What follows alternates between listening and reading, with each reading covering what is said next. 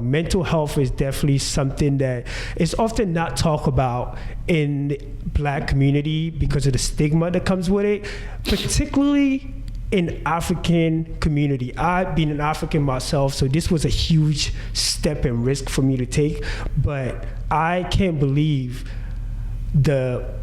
how the program have changed the way I view mental health, how the program actually like re-educate me the way I understand mental health, and how we completely eradicated all this stigma that I had. And also how, as a Black man, as an African man, how I could understand why my emotions, it's such a huge aspect of who I am as a person, who I am in relating to others, and how I can also like really push like the first step of being healthy, the first step of healthy relationship, the first step of like even making a positive impact in this world starts with your mental health. Welcome to another episode of the Pepper Soup Talk Show, where we bring on board the movers and shakers in the Philadelphia and outside of Philadelphia's community. We are very lucky to have an amazing guest, Tasnim Sulaiman. Tasnim Sulaiman on board today. She is a founder of one of the like incredible organization in Philadelphia known as Black Men Heal. So please tune in and pick up your pencils, and because there's going to be a lot of gems and there's going to be a lot of knowledge dropping the show. So everyone, welcome Tasnim, aka Taz. Oh, thank you guys for having me. Privileged to be here, and I can't lie because one of my BMH kings, one of our kings, asked me to be here.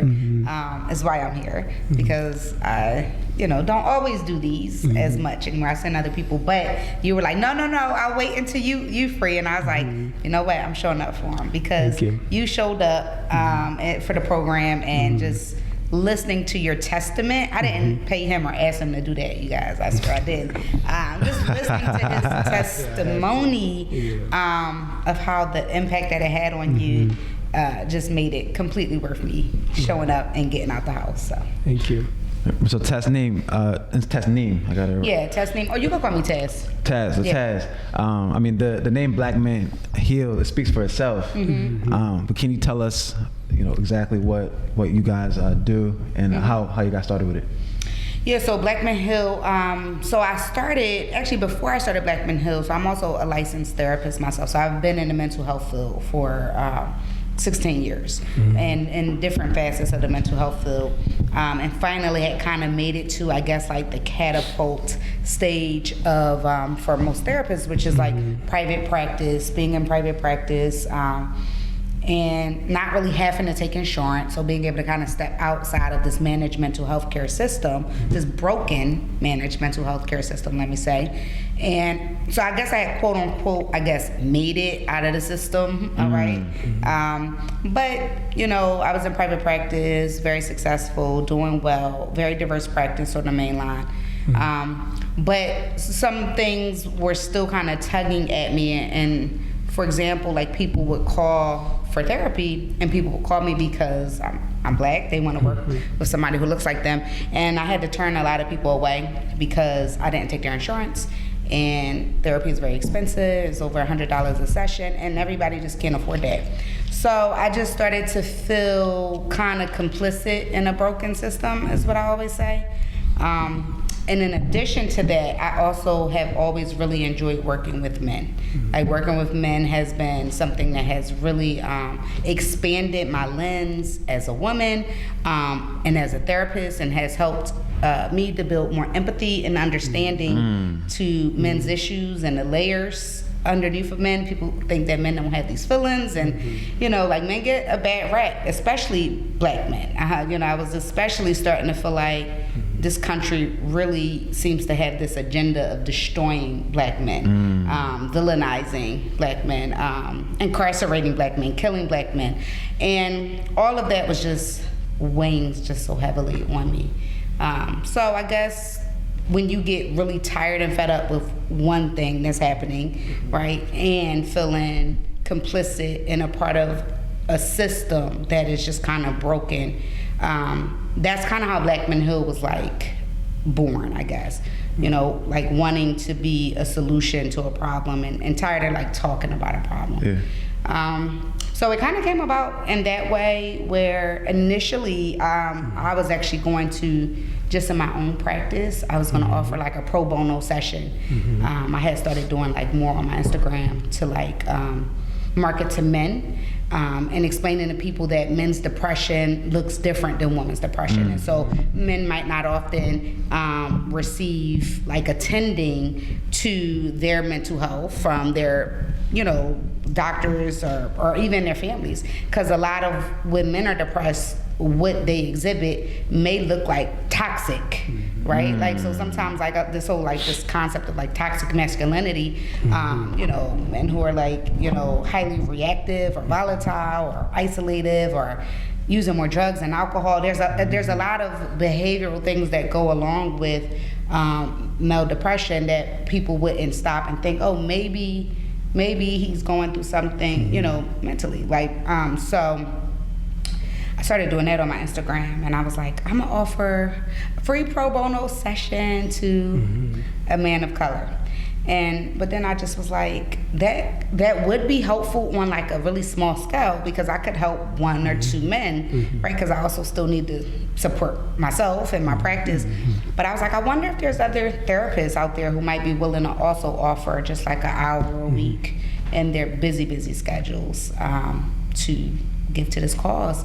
And that's how it all came about. Were there particular conversations you found you were having in your therapy sessions with men that inspired you to really take on this problem? Like, was it that you're noticing, for example, you mentioned how depression presents in men differently than women, for example, but what was that something that just kept coming up, and how that was depicted in society? Or like, were there particular conversations that just kept happening that you said, you know what, I need to really take this on, because it is a serious issue, like Black men and mental health, and how that is often depicted in society.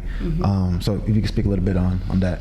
Yeah, I mean, I think what I was seeing mostly was that depression and anxiety, which is what is probably most common, and at some point in people's lives, like 80% of us at some point in our lives will experience depression or anxiety, either directly or like somebody very, very close to us. Like, that's how common it is. So those, of course, are the most major one. But also the other, I guess, similar threads or themes that I was seeing was that the isolation, like, you know, a lot of men would come into therapy. I have this joke that men came into therapy, even though they called me, they sought me out. They came in with the bravado, because that's what y'all do. You know, they come in with the bravado like, you know, I don't really need to be here. And I would be like confused, like, but you called me. This ain't even mandated. Like, but I'm like, okay, we're gonna play this game. But what I, you know, that taught me that, you know, it was basically, it was like, I'm uncomfortable with this. Yeah. And the world says I actually shouldn't be here. And this is a really, not only is it an uncomfortable experience if it's your first time going into therapy, but it's also small, it's intimate, it's vulnerable. Yeah. And how many like men are used to being in a room, you know, with a woman, like side by side, you know, looking into her face and sharing their feelings out, that they're not in a romantic relationship with, right? So the therapy relationship is just so different. So I got it. It was uncomfortable. So they would kind of start with, I really don't need to be here, and I, you know, like, and I would be like, oh, okay, well, I'm just happy that you are, because if you don't need to be here, then how dope is that you came anyway, right? So I just learned how to do the dance. I'm like, okay, I call it the man dance. Like, you gotta just dance with them and like go with them as opposed to challenging, right? And so my joke is that it would always kind of be like pulling teeth in the beginning.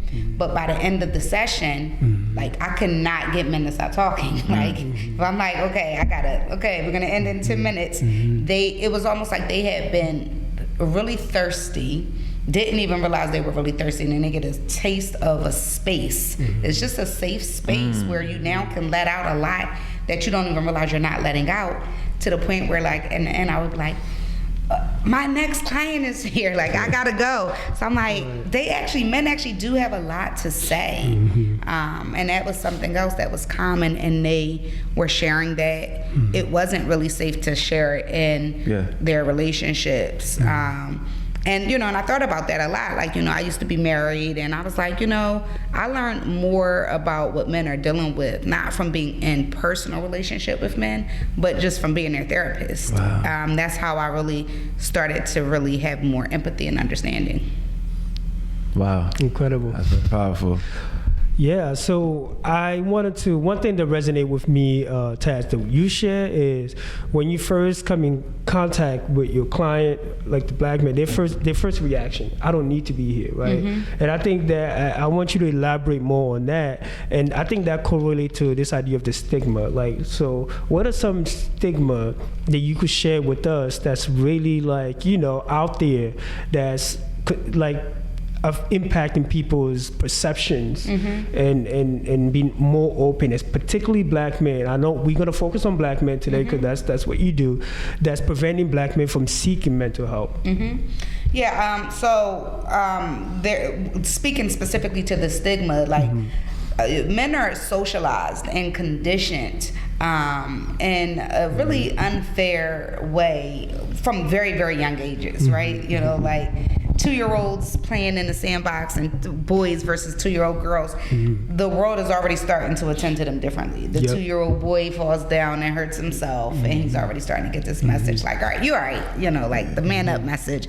And girls get comforted and like soothed, right? And so this is the conditioning starts from birth. And so the conditioning around this idea of what it means to be a man, like masculinity is this like you can't ever experience pain, you definitely can't express pain, you can't feel pain, and so like being strong means any level of pain or expressing how you're feeling about something is a weakness. So I think men have that obviously a lot more than women, and just like the isolation that comes with that of not really being able to share when to ask for help, to seek help, or to share. So that's around the stigma. But the other, and that's one of the barriers that prevent black men from stepping into therapy or accessing the space. But the other two barriers, I'm happy to say that Blackman Hill is a solution-oriented program. So what I did was I studied what are the top 3 major barriers of why black men may not be going to therapy, right? And so stigma is one. So our program actually attempts to solve the stigma, and you see an example of it right here with Sekou, because our program, we offer the men 8 free sessions, and we ask and encourage, we do not require, but we do encourage them to share their experience with other men. So just you sitting here saying, hey, I had this experience, right? Your friend here might be sitting here like, because he knows you, and he's like, yo, you don't? So it's going to mean and matter more. It's going to be more influential, more impactful to hear it from you than it would be from to me. Because to me, it seems biased. Oh, the therapist is telling me I should try therapy, of course, right?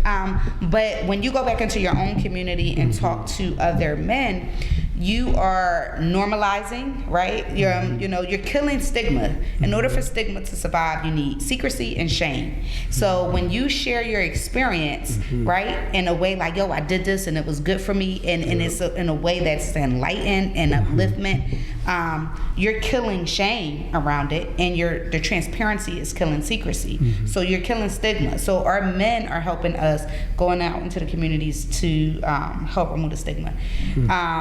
And then the other 2 areas that prevent access and barrier is cost, because it's expensive, or like you might be uninsured or underinsured, and so we eliminate costs. That's not an issue. Or even if you do have the money, because Blackman Hill has shown me a lot through our research and data. Sometimes we get men that come in who make 6 figures and they have insurance, and so one would be like, well, why does that person need free therapy? Well, the fact that it's free might be more of an, like, oh, okay, maybe I'll try it now. Because you know how we are with our money. You know, we only spend our money on things we want to spend our money on, unfortunately. But that's a whole nother topic. So, like, just giving them the access to it, right? Because 8 free sessions was designed. By then, by then you have a relationship with your therapist, or by now you're experiencing how it could help you. So we're looking for men who could commit to those 8 consecutive sessions. So we removed the cost, and then the third thing that we took away is this hesitancy to step into a system that is not built for you. Like, if I want somebody to relate to me, I want them to look like me. How can somebody relate to me who has never really had my unique cultural experiences? So we actually do a very extensive matching and pairing system with the men and the therapists. We use 8 different variables to make sure that the men are going to have a very high connection, therapeutic relationship with their therapist, and that is really what's keeping them in. Like, so we kind of give them this access, and then they get the best of it. Because if they were out in a regular system, we kind of spoil you, our kings, because they're not going to get this experience out in a regular system. If you got to find your own therapist, it's hard to find a therapist. If you got to make all them calls, nobody's calling you back. And even then, if you've never been to therapy, you wouldn't know what to look for in a therapist, or what is important to me in a therapist. But I knew, and my team, the other clinical therapists on the team, we knew what made a good pair. So we're able to remove all of that legwork. And we're just looking for men who are ready. And when they're ready, like, they get everything they need. And then they be shocked, like, how they get it so right? Because I know you always be like, damn, how did they really got it right? The way that we paired you. The match. Well, we don't sleep. That's why we get it right. Because we work very hard. That's why we get it so right. So. Right. Go ahead. And I'm sure with all the growth that you've seen in Black Men Heal, it's everything's running smoothly, and the matches are so exact. How was it starting the organization up? Like, were you seeing a big influx of Black men who are looking for therapy, or who are taking that step into therapy? And what was it like matching them with the therapist in those early days? The early days was rough. I like to say we was on a struggle bus. This was what I call the labor of love. We had nothing. We had no money. We had no resources. And at the time when I first started it, I had 4 therapists who said yes, just 4, right? And I was really like knocking on a lot of doors and trying to, anytime you start anything, this is whether it is, and when you start anything, like, you have to be prepared for the fact that you be like, I got this great idea. Oh, this is gonna be dope. It's gonna change the world. And you're gonna go and you're gonna tell a bunch of people, and they're gonna be like, yeah, okay, anyway, so pass the hot sauce. Like, people ain't really. You be like, why are their lives not changed by my idea? And so, I did get, tainted many times when I would go to people who I thought, oh, this is a no-brainer. This person would step up and help. And I was not getting the callbacks. So in the beginning, to believe it or not, it was not hard. The world will have you believe that it's hard to get Black men to step into therapy. Our biggest struggle has not been that. Soon as we went to Instagram, we started Instagram, free therapy for Black men. And when people were like, what did you do to get them to step in? I'm like, we made a post and it said free therapy for Black men. Like, we really didn't do anything that genius, which shows that, was they ready? Like, or had they seen anything that was specifically where they could feel seen and heard? This is just for me, right? This is this access. Like, we rolled out a red carpet and was like, come on in, King. Like, we got a space for you. We got a place for you. So we immediately got slammed when I first put it out. I think 50 men immediately responded back. And I was like, I got 4 therapists who said yes. I got 50 men. Right. And so the biggest struggle has always been, still to this day, having the resources to meet the demand, not having the men to come in. Got it. Yeah, that remains the struggle. Yeah. Wow, so we have Taz here today on our talk show. Definitely incredible woman who's doing an amazing work in our community. So all I could say, God bless you for the work that you have done. Because you definitely took a leap and you took a risk that a lot of us, especially as a black woman, are afraid. So I keep hearing this idea of like you referring black men as king. Can you tell us a little bit about that and what's your sort of like mindset behind that? Right, yes, and people ask about this a lot, and yes, we do refer to our men as kings because Blackman Hill is a mission to uplift, encourage, and praise men who are willing to do what I feel like is super brave and courageous, which is to step into a space and take accountability for yourself. And I also really just hate this whole notion around being vulnerable as a weakness. When I know, like, I'm a therapist, and don't get it twisted, like, being vulnerable is hard. Like, I struggle with that. Some of my most uncomfortable, hardest moments ever is when I have to fight through like being really, really vulnerable. So I was like, why is it that something that's really hard to do gets this rap for being weak when it really takes a lot of courage and strength to step out onto a ledge and not know, you know what I mean? Oh, I'm gonna just go ahead and jump off and not know if that parachute is gonna open up for you. So because I saw the idea, and I still think of the idea of, you know, people who come to therapy, to me, honestly, and I can say this as being on both sides of the chair, I've been a therapist, I've been in therapy as well, are some of the most well-evolved, healthy people I know. And my clients have been my biggest inspirations because my clients have come into therapy and I've helped them with issues that I've had myself, and I've been like, oh damn, they doing better than me. And I'm like, oh dang, if my client can do it, I can do it. So again, a lot of my inspiration and evolvement as a person, as a woman, has come from therapy, being on both sides of the chair. So because I see it as something as like people who are willing to be responsible for themselves, because we all have stuff, right? We all have stuff that has happened to us that is not our fault. We all have things that we need to work out.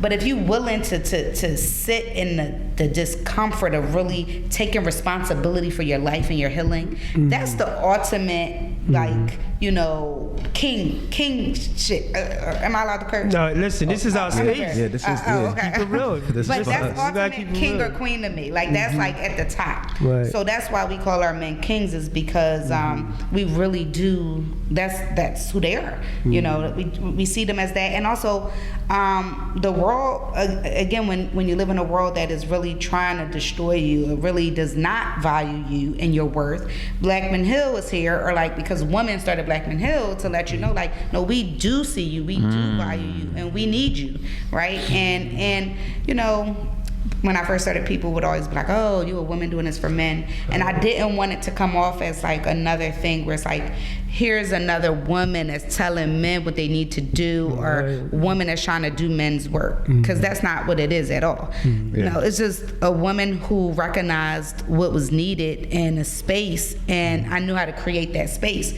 But I do the work to create the space, but you step in. The therapy is the harder part of the work, like facing yourself and really making that commitment to change. So yeah, like I like to say that, like, it's the men are the superstars of Blackman Hill, and you know, and as we know, and I still believe, black women are black men's biggest ally, just as it is in Blackman Hill, and we're here to, like, you know, like, uplift. But women, and myself included, we don't want to do men's labor. We don't want to do the emotional labor for men, right? And so I kind of see it as like, Blackman Hill is a program where it's like, even though a lot of people, like, they want it, you know, you're going through it, so you know, we weedle out the men who really say they want it versus the ones who are ready to commit to it. So our process actually wheedles that out, because we're looking for men who are really willing to commit. They're gonna get 8 free sessions, which is the value of $1,000. So I be wanting our kings to know, like, yo, I have gone, and in the beginning, all these therapists were just volunteer. We pay them now because, you know, we just started getting funding in 2020. But in the beginning, I was going to therapists and asking them to donate. Hey, do you believe in our kings enough? Do you believe in this mission enough to donate $1,000 a piece to them? So I was asking the therapist to give that to the men, because if you look at the value of it, right? So we needed men that was going to show up and who was going to understand the value of what they were receiving, right? And I think our process does a very good job of getting those men. Absolutely. Incredible. So now, for people who let's say haven't been to therapy or thinking about going to therapy, what can they expect from a typical therapy session? And is there a framework that Black Men Heal uses, or that therapists use, or like what can you expect when you go for a therapy session? Honestly, what I'll say in the Black Men Heal system, which is a little different, is like the men get a taste of what therapy is like from their application. So there's 2 steps to come into Black Men Heal. There's step 1, you go to our website, because people ask me this question all day. Go to the website and go to apply as a client. And it takes about 5 minutes to do what we call the prerequisite questions, 5 minutes or less. And that just, lets us know if there's some, issues that you might be applying for that are not a good fit for Black Men Heal, because we might not have the resource to provide that need. But step 2 is where a lot of people get wheedled out, because step 2 is where, like, their application, so if they get through that step, then they get an application that they have to complete for consideration. That application is about 8 pages long, and it asks some really deep questions. So I designed the application to be like an initial session. I don't know if you remember or recognize that, but the questions on the application are going to be the type of questions you're going to be asked in the first therapy session. It's going to make you really have to self-reflect. You're going to be like, damn, I ain't never even think about that. Like, we're asking a lot of questions about you logistically to try to get you a good match, but we're also like asking you, on a scale of 1 to 10, how would you rate your level of self-awareness? Or why, or what are you have to be able to name and articulate what you're coming in for. You have to check all these boxes off of the things you're struggling with, or what have you been doing to cope with that. I remember one of the men that came through Black Men Heal was like, yo, that application though. Like, they'd be like, yo, that application. My homie, I want my homie to get it. I don't think he could get through the app. And so the application does take them about an average of 40 minutes to complete it. So you gotta sit still, think, self-reflect, and really stretch, stretch and really think internally though. That's what therapy is. That's what people are going to expect from therapy. And so, people, a lot of the men that have come through, when I ask them for feedback, sometimes they do be like, shorten the app. And I'm like, no. Because if my concept is, if the men, we're offering something, again, we're giving something highly in value. If they are not ready to sit still for 40 minutes alone and answer some questions about themselves, that's what therapy is for the next 8 sessions. You're going to be now not alone, but with another person who's asking you them same type of questions and stretching you, and it's uncomfortable. So if they're not ready for that, and they don't have the time to sit still for 40 minutes to do it, they're really not ready to commit to showing up to therapy. So that's my concept. So that's what people can expect when they come. Right. And I know I keep bringing myself into this experience. Well, I love that you've gone through the experience, because normally when I'm having these interviews, it's not like the host has come through. I like that. I mean, when I got onto the website and I read your mission statement, and I was just so moved. I'm like, this is, I want to be, I need this. I need to be part of this. So when I went through the application process, I literally took a lot of time to reflect, because I wanted to make sure like I was vulnerable to share everything through the application process, so that before you even met me, I wanted you get a really great sense of like who I am, and why I wanted to be part of this, because that authenticity is so important. That's just something I wanted to share, because part of this is like, in order for therapists to work, that's something people actually don't understand. Like, it's this vulnerability aspect. If you're gonna do it, you have to go all in, and then you also have to trust the process. And then the other part, process. I like that. you gotta trust it. And that was not easy for me, particularly, especially being like an African man. Like there was a lot of like things popping up in my head. Like, well, what would my friend think of like me going through this program?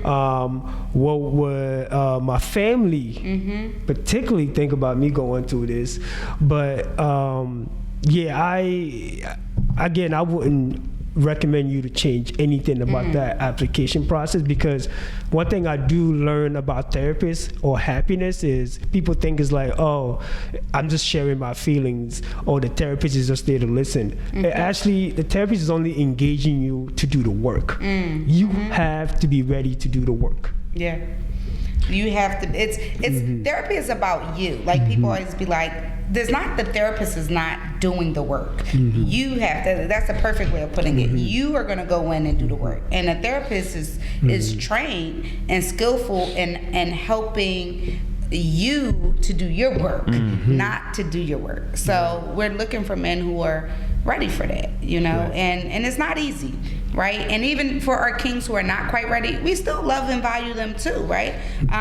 But I do know that like when you go back out into the community, or when the brothers go back out into the community and they're talking to their friends or their homies who may not be ready, they might be more ready based off of your experience. So let them go ahead of you, right? Let them go and come back into it. And it's one of those things where change is only possible when the person wants to change within, right? And so therapy can't be effective for somebody who is like, I'm coming to therapy because my girl told me to, or my mom, and that's what, you know, when we were starting this, we were like, you know what's gonna happen is you're gonna get slammed by women who are like, choose my brother, choose my husband, choose my son, because women have taken on that weight for a long time, right? But one of our rules actually with Black Men Hill is you must be applying for yourself. You cannot make nominations or apply for somebody else. And the concept is, you know, no, sis, you can't fill out them questions for him. Like, and we can tell because we do still get that. Or sometimes, you know, that still happens a lot. But I think that process also helps us. We are looking for men who are ready to commit to a process. And I definitely have to attest to your process, because knowing that Sekou shared with me when he was going through through it, and I would say, I remember, I don't know if I told him this directly, but I just said it in my head, but I was like, yo, this is like Sekou 2.0. Wow. At some point, and when he spoke about, you know, Black Men Hill and the process, it was, I just thought it's powerful. It's powerful. I like that. Sekou 2.0. Yes, I'm about to use that in our marketing. Come on, be the King 2.0. You know, like. So I'm also trying to do live here because I want people to really tune in to what we're talking about. I know I should have set up the Black Men Hill live. I don't know why I didn't even think about that. I could have done that. I mean, if you would like to, that would be great too. Well, how can I lean it in? Oh yeah. We got a big audience. Let's see. How do I go live again? Well, I need something to lean it on. Maybe I'll lean it on my water. Yeah. I think go IG live. That's what you did. How do I go live? I think you go, post. Go, like you posting, and then the bottom. Oh, okay, yeah. Okay. So just click that. Okay. Yes. Oh, but you might. I got it. Don't I gotta turn this on? All right. So maybe back it up so they can see you guys too. Yeah, because normally when I do the live, like Reg and Doug on my team, they know that I am technically unchallenged. It's not my ministry. My ministry is Black Men Hill, not the tech. Yeah, that's good. All right, so I could just move this over. Excellent. Live. All right, cool. Oh, I see my queen on this. Ari, shout out to my queen, Ari. Oh yeah, I got to meet your beautiful queen at our gala a couple weeks ago. Yes, excellent. Hi. She loves you. I love her too. She's excited. Let me get an invite to the wet and when it happens. Work it on it. Again, Folks, thank you so much for tuning in. We have the incredible Taz on the show. She is the founder of an incredible organization called Black Men Heal, which provides free mental health services. And the great aspect of this is just like it matches like black men with therapists who are African Americans, who also like, just this idea of, and I wanted to push on that a little bit. There's this, sometimes you might get a pushback on this, this idea of, but also like there's a lot of conversation among us, like, black, just black and brown people in general, just be like, I want to do this. I want to like literally jump into therapy, but I want my therapist to be black. And boom, they search online. It's there. There's an organization, right?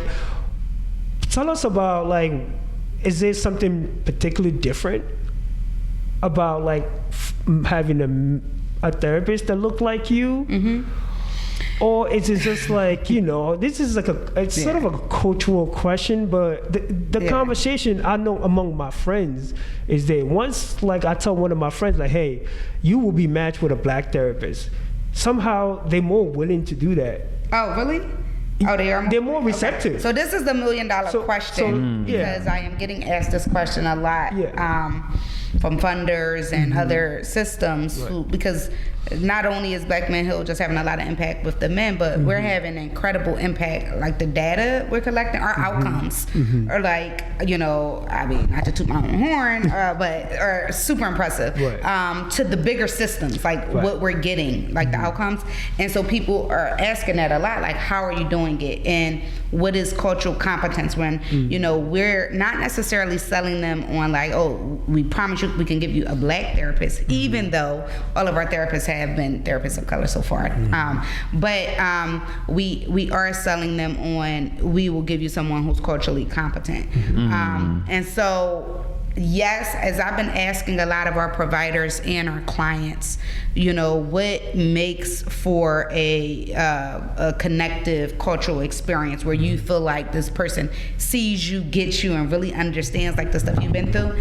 And so a lot of them do be like, it's because I was writing an article about this in the Psychotherapy Networker, and they kept wanting to understand, and they have a huge network of white therapists. They're like, well, what exactly are the Black Men Heal therapists doing to connect with the men? And I'm like, they showing up, right? And so on the one hand, yes, I do think if you're a person of color, I do think that you've already jumped leaps and bounds into the cultural competency. But that's not just it, right?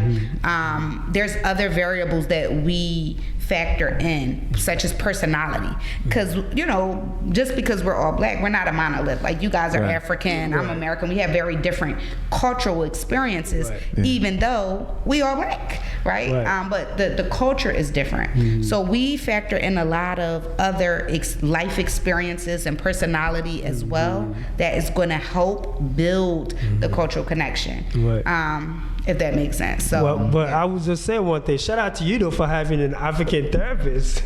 I know. Like, he left up. He actually got. He was like, hold up. First it was like, this is a space where you get matched with a black therapist, but now you have an African therapist. I'm bored in. Taz, whatever I gotta do. You didn't even know that you were gonna get an African therapist until you got assigned. I had no idea. Because the clients don't know who they're gonna get. Right. We spend, when I say ad nauseam amount of time, and shout out to my teams, Akia and everybody else, Kavana and Shar. It's matchup time right now. So to Black Men Heal audience who are watching, people are always asking us about, if you've been on our waiting list since August, like right now, we are scouring through your stuff, and you guys are about to start in January. But anyway, yes, it is. It's a lot to go through that process, and the men don't know who they're going to get. But we trust our process. Our process has been super effective. Now, because I have so much clinical experience, Zakia Williams, Kavana Nixon, Charlotte Andrews, we all been in the field for a while. So we literally, our process started, our system we built, sat around at my kitchen table, application by application. Each man application takes us just as long to read through, and we're assessing the application. Like, so our men are telling us about their struggles, and we're able to put it together in this clinical lens. Like, oh, okay, because he said that he had issues with his mother, he might need somebody with a little bit more of a nurturing disposition, right? So we're able to go that deep into the levels of the match. So I think, and also shout out to your therapist, Uzo, because I love Uzo because I think you were cohort 5. I can't remember if you were cohort 5, but the cohort before you started, Uzo came through as a client, and I know that it's okay for me to say that because Uzo has put that out there. Spoken about it. I'm always stalking black men therapists, like literally. I get a lot of notes from black men therapists. That's a different story for a different day. But I always wonder myself. I'm like, who's the therapist? Right.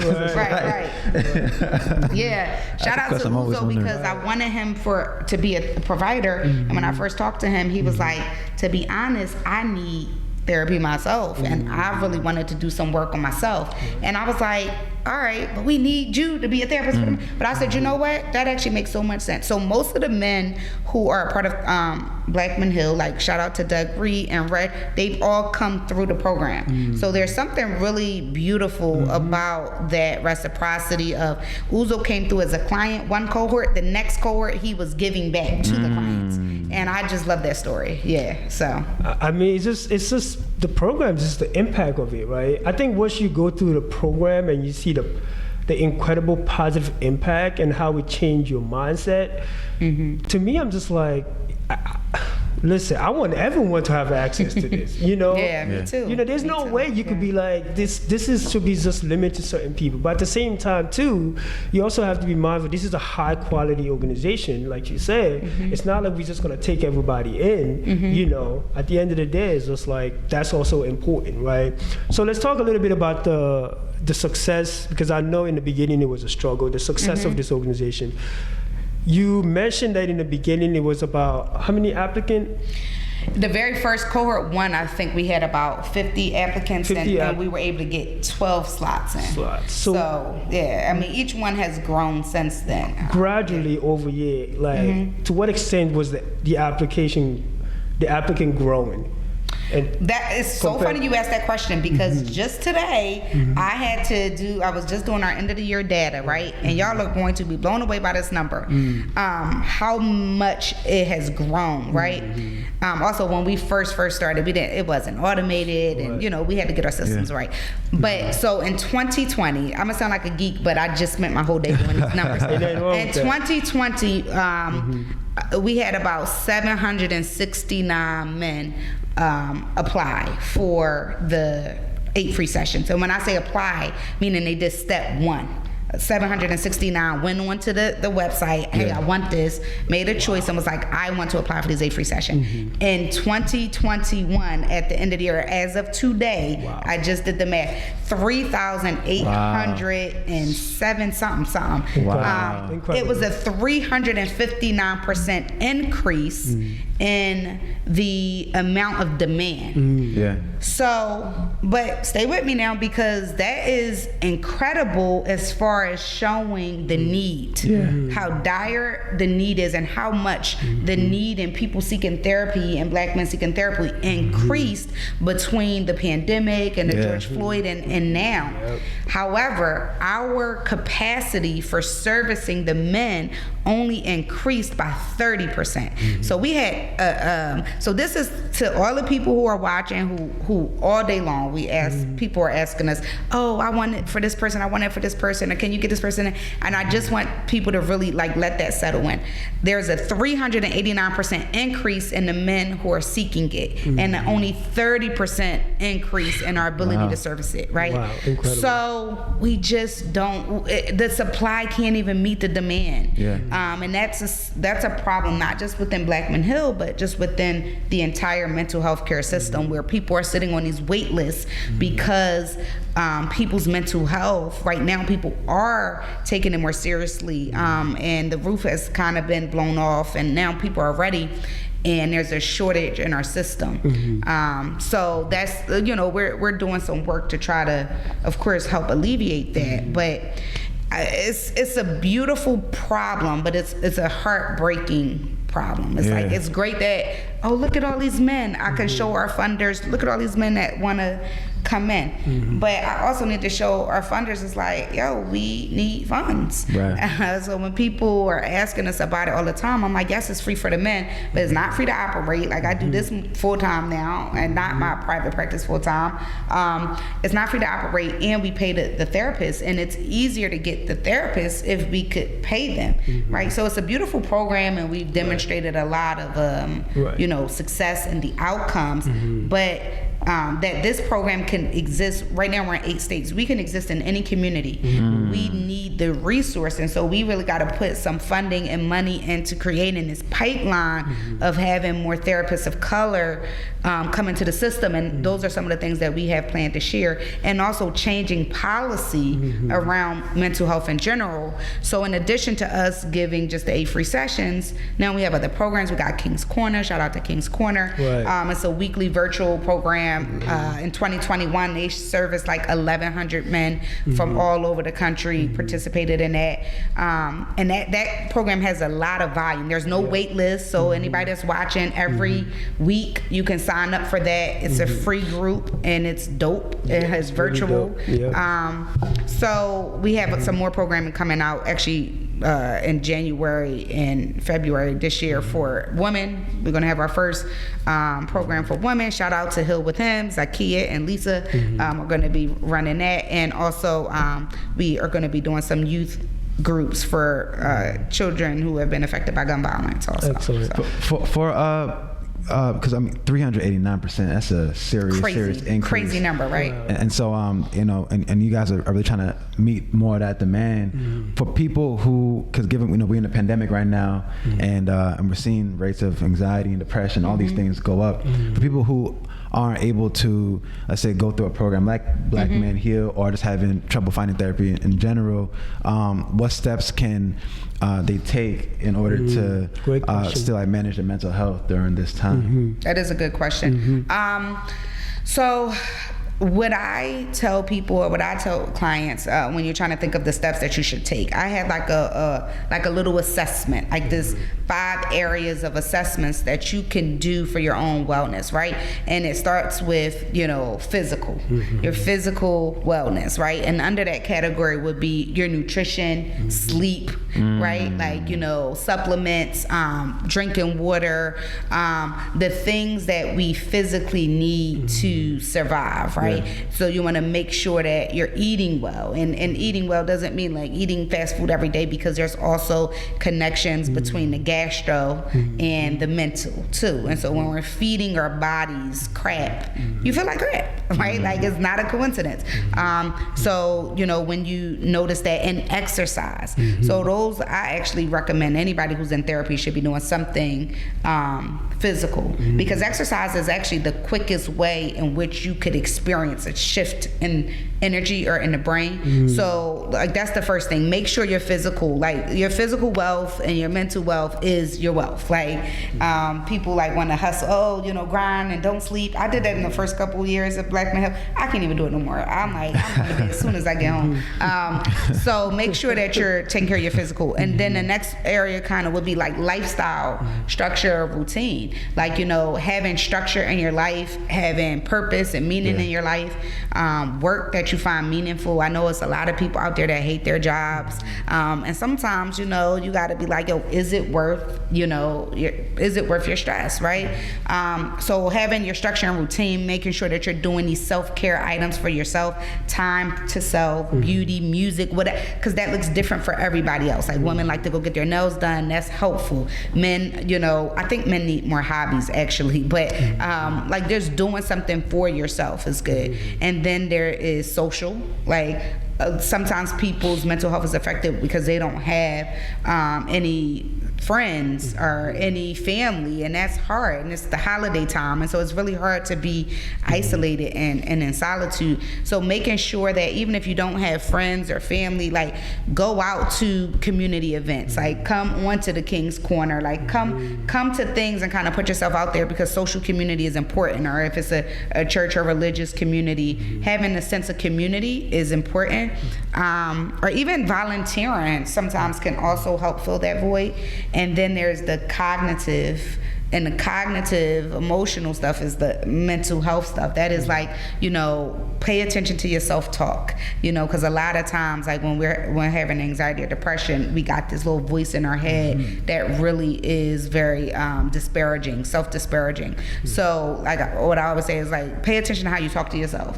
And if you went and talked to the person closest to you, the person you love the most, and the way that you talk to yourself, then that's something that needs to be shifted. And so like that is like being able to recognize like when we're triggered mentally or physically, because when we're triggered mentally, it's also, we feel it in our nervous systems also. So that's the cognitive area. And then the last one will be spiritual. And spiritual is anything that gives you a sense of higher purpose or meaning, right? For some people that could be religion. For some people, if I talk to an artist, they're gonna say it's when I'm painting. If I talk to a musician, it's when I'm creating music, right? So talk to yogis, they're gonna be like, it's when I'm doing yoga. So a sense of purpose or meaning, those are the 5 areas of wellness that even if you're not in therapy, you need to check those areas, and whichever one is lowest. Like if you're like, okay, I'm doing pretty good right here, I'm doing good right there, I'm doing good physically, I'm doing good with my cognitive, but I'm socially isolated, then give that area the most attention, if that makes sense. Give the area that you're struggling in the most attention, and that's my advice. Amazing. So I think we just pause for a second, Taz, so to allow our viewer to just process. Taz gave a lot of homework. Right? Just pause just to process those incredible tips for our viewers, to how they could like literally like pay more attention to their wellness and mental health during this challenging time. So thank you for that. Again, we will be posting this full interview or talk show on our YouTube page. All you have to go to the Pepper Soup Talk Show. That's the name of our talk show, and it's on our YouTube, the One Jollof. And we'll have other, again, talk shows out there with various other guests, but Taj is definitely one of our special guests that we have on the show. And what a special time for you to come on our talk show, given everything that's going on right now. Like it's winter, it's cold. There's just so many things going on in the world right now that's just like getting people to just, I'm not saying there's a lot of positive things going on, but I'm so grateful that you come in to our talk show during this time, because what you're sharing with people right now is actually what we all need to hear. Yeah. Oh, thank you. So thank you for that.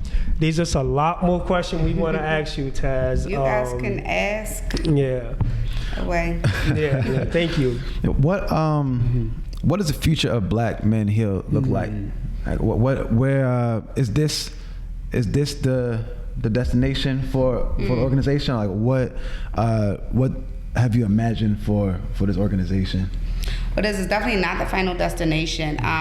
What I imagine, we're already making a huge impact, but I imagine it being a lot bigger than this. When I first had the vision, I had a vision that it would be a national organization. So that's where I feel we're on the trajectory of, like, that's where we're headed. So I see us kind of being like an NAACP for like mental health. Incredible. That's what I want. I want us to exist in every state. I want us to help change policy around mental health and the brokenness in the system. We're already in the process of doing this. We're contributing to evidence-based research. We're going to be doing a lot more research. I just got some amazing news today of collaborations with Penn, actually. And I'm also, we're working with the Office of Black Male Engagement with the Morehouse School of Medicine and David Satcher Institute. We're working on building a program that is specifically going to be evidence and research based around the political and social determinants of health. So I see, it's so much that I see that like we can contribute to, as we're also training and gearing a whole new generation of therapists and creating a pipeline for new therapists, helping more therapists of color get licensed, teaching them about the business of therapy. It's exciting because it's so much impact and possibility for where we're going that, yes, like I feel like we haven't even really tipped the iceberg yet. I mean, I just cannot really put in words the impact this organization is making. So now it's like there's two track, right? There's like, you're making a positive impact for the client, like Black men, but it's also creating an opportunity to inspire like the future like therapists, Black therapists in general. Also letting them know like there's an opportunity here for you. There's a market here for you. So I'm assuming like when you initially started the organization, you weren't thinking like you're just here to help and to give Black men an opportunity to really heal through their trauma and pain. But now it's like it's just taking on to a whole different level. Yes. But I do want to pause right there, Taz, because you are a human being. Are you? Yeah, right, because you are, of course. How do you? Let's just get personal a little bit. How do you balance your personal life with running this huge, massive organization? That's a very good question. I am a work in progress of balance. I will be honest about all that advice I was just spewing. That's who call that advice. Okay. One of the things I recently had made a decision on, and this was to create balance, and it was a hard decision to make, was that I don't see clients one-on-one as much anymore in my private practice. So I hired other therapists, and so I had to kind of transition out of seeing clients one-on-one because the demands of the organization was taking over. So that was a hard decision to make because I do love my clients and I love therapy, but that was also to create balance because I was like, my juggling act is failing badly.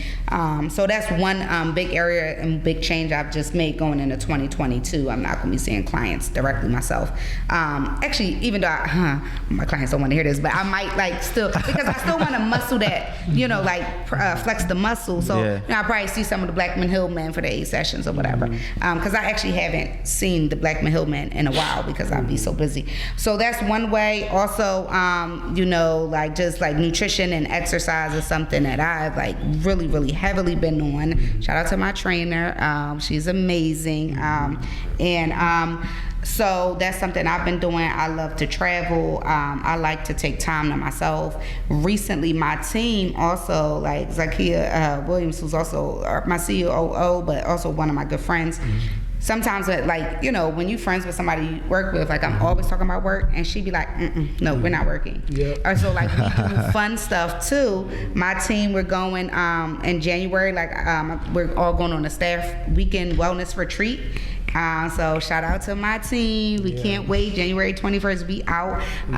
And I'm looking forward to that. So making sure that we as the healers are also doing the healing. Oh, and also shout out to my therapist, who Latrice, shout out, Connecting to Love. I just scheduled my new appointments yesterday. So I've also been doing that as well. Well, thank you. Thank you for taking the moment to also engage in your own self-care, because at the end of the day, while you out here saving the world, Taz, we also want to make sure that you're okay. Absolutely. Thank you so much. Of course. Definitely.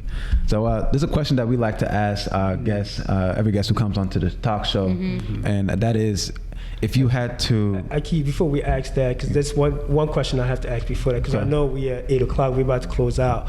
Taz, I want people to see you beyond someone who found an incredible organization, Blackman Hill, not just a therapist, but what the guests that we bring onto this talk show, they are actually Black entrepreneur, Black-owned business owners, right? So for me, I just see you as an entrepreneur, an incredible, successful entrepreneur, right?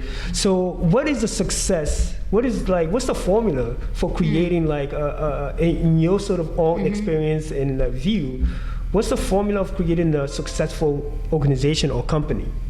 I think my formula for me, remember I was telling y'all in the beginning when I was asking for a lot of help and going to people and they wasn't jumping on with it. you know, it was easy to get discouraged. It's easy to get discouraged when you start anything entrepreneurial, right? Because entrepreneurial is about, what I realized, it's about a spirit, right? Like it's not, you know, like entrepreneurs get visions, and I definitely consider myself a visionary, but it's also a spirit that you have to align with the vision, because you gotta believe it so much. Like I was like, yo, I believe in this so much. I can see it. You gotta visualize it. You have to see it, and then you have to literally, fortunately, I don't know any entrepreneur who has not like worked themselves to the bone, right? You know, there's this saying like, you could trade in your 9 to 5 to be an entrepreneur. You trading in your 9 to 5 for 24/7. That is true, because it's not really like a lot of downtime. You got to be willing to make sacrifices. It is isolative. Just like the journey of healing is isolated, the journey of entrepreneurial is isolated, because you can't say yes to everything. You can't just go do things frivolously. You are gonna be different, and you gotta be okay with being different. And you have to believe, even when everything else is not working out. I mean, there was definitely times when, you know, I wanted to get funding for Blackman Hill and didn't know how. And the first time I applied for something big and got rejected, I was just like, I felt like such a failure at first. And I was like, maybe we should go on hiatus, because, and not because of me, because I was okay. Like I had poured my own money, and luckily my practice sustained me into it. But I felt like I couldn't keep asking other people to show up at that level of energy and give that much without being able to pay them. I used to pay them with dinner, like every Tuesday I would cook dinner for them.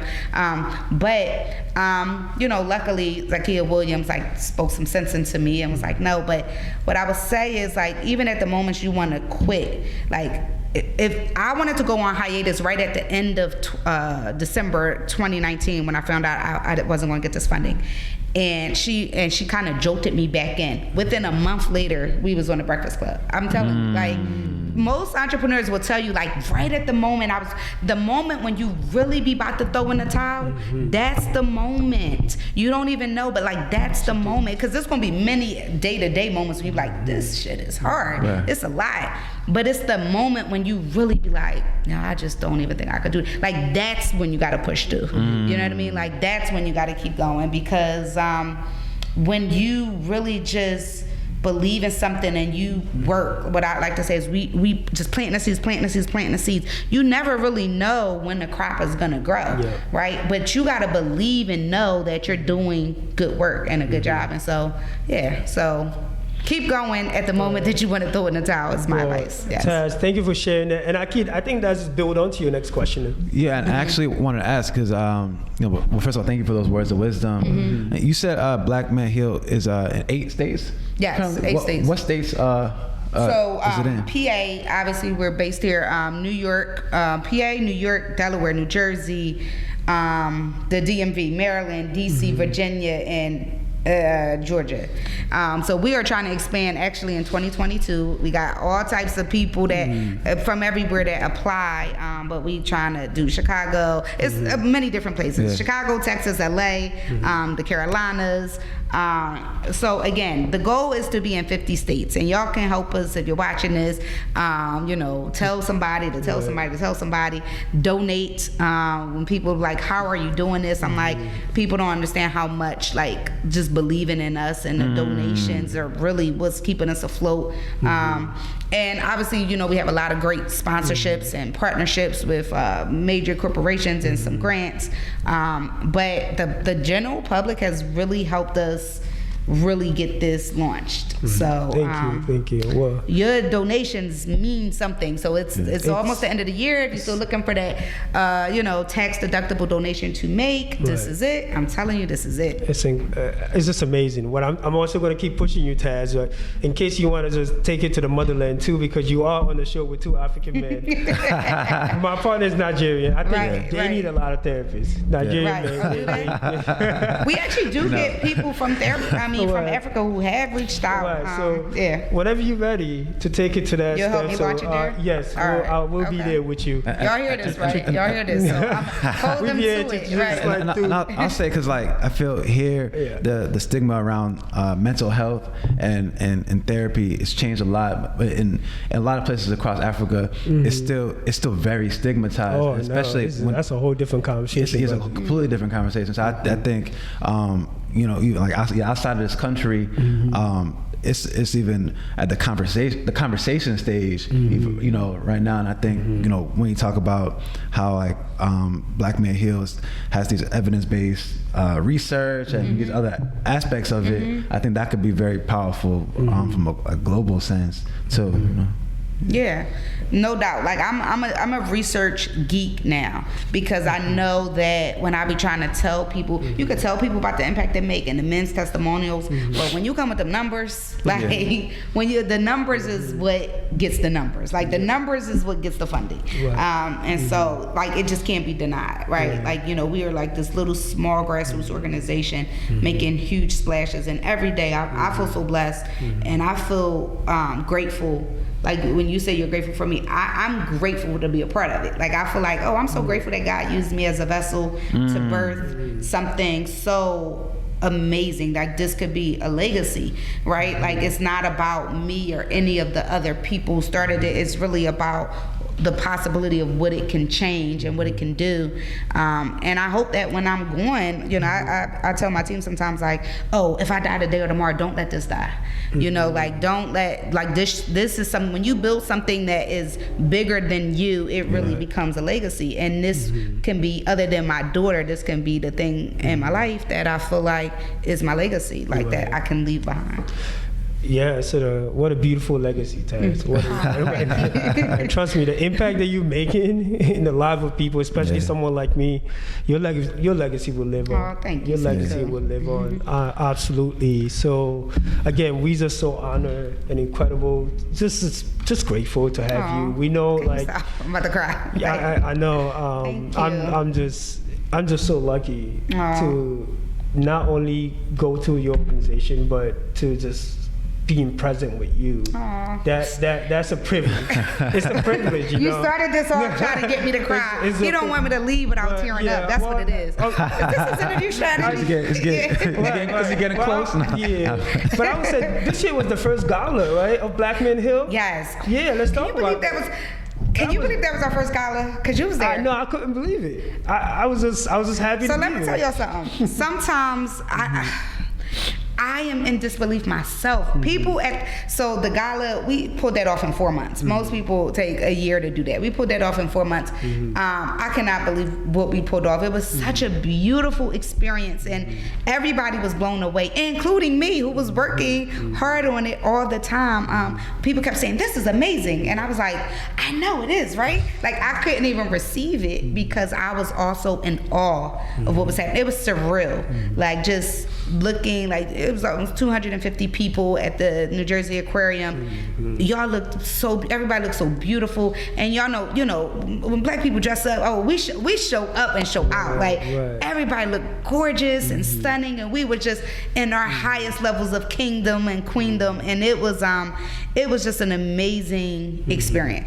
So my only regret about that gala being so amazing first time out the box is that, like, how are we going to top that? You know what I mean? Like, it's going to be hard. So I was like, it can only be the same or better. Right. So that's a lot of pressure. But obviously we have proven that we can do it. Like sometimes when you set a goal for yourself and you have the experience of being able to achieve it, that level of like, so it really helps you to see your own level of capacity, that you have so much in you that you don't even know. Like I didn't think we could pull that off. I really did not think we could pull that off.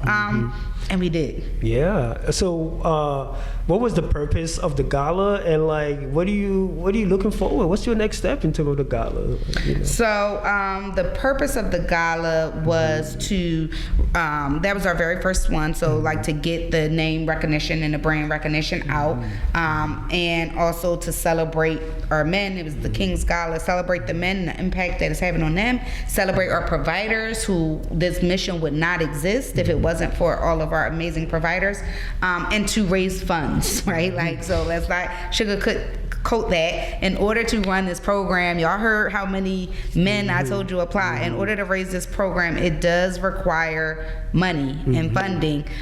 So it was also to raise funds, and we did reach our goal, which is amazing. Right. It was just so much good that came out of it. Absolutely. Yeah. And again, I'm just gonna redirect our attention to our viewer. Thank you again for staying with us in this journey, as we continue to empower our Black and brown people.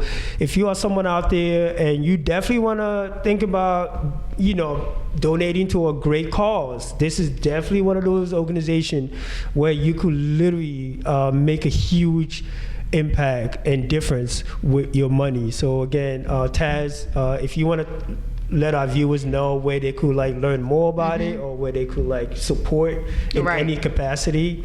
So so you can follow us on social. It's Black Men Hill on every social thing that is out there. We're on just at Black Men Hill. Right. And then go to our website, blackmenhill.org. You can make donations there. Or you can contact us there, if you want to make donations. So that is how you can find us. If you want to apply as a provider, we're always looking for providers. You can also do that on our website. Apply as a provider. You can apply as a client on our website. So people ask me a bunch of questions all day long, the same questions, and my favorite answer is go to the website. Go to the website. Just go to the website. Right. Anything you want to do with us is going to start from going to the website. Yes. Incredible. I think you want to close out with the last question. Yeah, and just say for those of you on YouTube, you'll be able to check out the website in the description below. We'll have the link there. But yeah, so to close out, Taz, we want to ask you if you had to talk to your younger self, younger Tasnim, and this is before you started Black Men Hill, and you're about to go on that journey and putting it together and the ups and downs of it. What words of advice would you have for that younger you? Knowing everything that you know now. I think one of the messages I would give to my younger self is that pain is temporary. That the things that we go through, they that it passes through, and that if we can learn how to lean in and ride the wave, even when it's difficult, because we all have had difficult times in our different periods of our life. Because sometimes we can get stuck. Sometimes people get stuck in pain or trauma, and they don't know that they can be so much more than their pain or their trauma. So I would tell that to my younger self, and also to really just to believe in yourself, because again, I think my younger self and sometimes my present self can get into self-doubt a lot, the noise in your head that's not always your friend, and so just learning how to shut up that noise and to replace it with affirming energy, because energy is so important. If you're not around the right people, the right environments, and you're not listening to the right messages, you gotta really hone in on energy, the right type of energy, be the energy you want to attract, and make sure that that's what's in your circle. So I would tell my younger self that, so I don't waste some time around energy that just wasn't really conducive to my growth. Man, that's it. I don't think you can say any better than that. Right. So you've been tuning into Pepper Soup Talk. Taz, it's been an honor and a pleasure to have you. Thank you guys for having me. This was great. No, we were really looking forward to this interview. So we're excited for our viewers to watch it. Nice. And Akeem, you want to let our viewers know if they want to Yeah, it's so. I mean, it should go. Yeah, so as she said, Black Men Heal across social media. If you want to tap into One Jollof, One Jollof across social media. Yeah, support them to the Black Men Hill people watching. Support One Jollof. Again, we'll post this interview on our YouTube page, One Jollof. The name of our talk show is Pepper Soup Talk Show. We'll have numerous other incredible guests out there, just like Taz, who really continue to share their knowledge and experience with us to continue to empower our people of color and Black and brown people, because at the end of the day, if you're sitting there, you're thinking about building your own businesses, or you're looking for some sort of guidance and switching a career, we have people out there. Just come on our talk show, and hopefully these people's experience and wisdom with us will help you to empower your life and also help you to make a difference in others. That's the whole purpose of this space, yes, and that's the whole purpose of this talk show. What a beautiful space. I'm proud of you guys and what you guys have built with this. Well, thank you. So this Pepper Soup Talk, we're back at you next time.